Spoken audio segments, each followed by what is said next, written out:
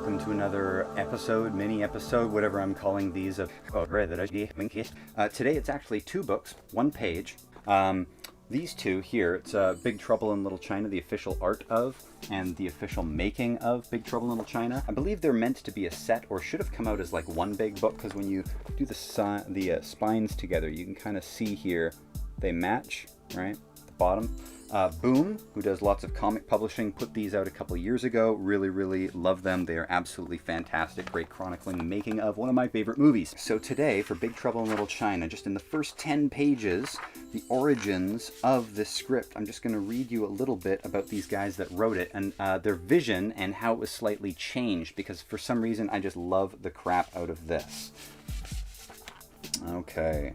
As with every cinematic endeavor, it all started with an idea. In this case, it was in the early 80s that friends and fledgling writers Gary Goldman and David Z. Weinstein were looking to collaborate on an original screenplay. At the time, Goldman remembers, "I discovered the genre of the Asian mystical arts movies, in particular, The Butterfly Murders by Choi Hark, knocked his creative socks off. The visuals that were being put on the screen didn't exist in the West, and I thought, if you take this and bring it to an American audience, give it a Hollywood-style plot structure, but also keep it Chinese, it could really blow people's minds." Meanwhile, Weinstein was fascinated by the Tong Wars, which occurred in the 19th century San Francisco Chinatown, as well as sharing Goldman's love of classic westerns. The Tongs were highly organized secret societies, Goldman explains.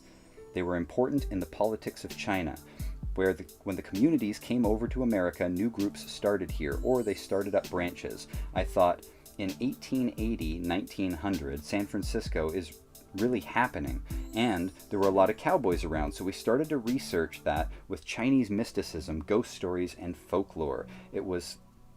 From that was born Lotus.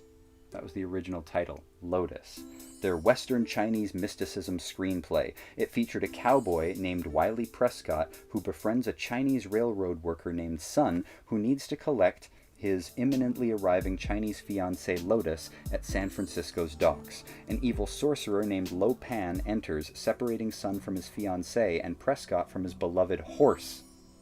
From there, the story delves into the mystical realm. The writers remember the agent thought it was a sellable script, but requested an immediate title change. Weinstein explains, "We spent half a day brainstorming titles, and then Gary said, 'How about Chinatown Gun?' And then it just came to my mind. I said, 'How about Big Trouble in Little China?' 20th Century Fox optioned the renamed script in 1982 from the pair, but was unhappy with elements of the story."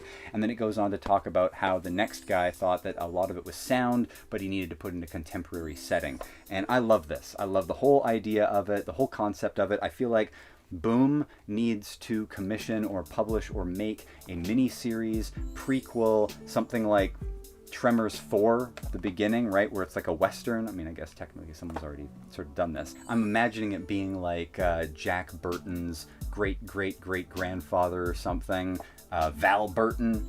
And I love that the Pork Chop Express was a horse, and I think that really fits. And I mean, I think if you're going to do it, you want to change some parts and everything. But I love that as a starting off point for like a bizarre, wacky prequel. You could still have David Lo Pan, right? Because he's been alive for hundreds and hundreds of years. So there's a certain beautiful symmetry there that I think is hilarious.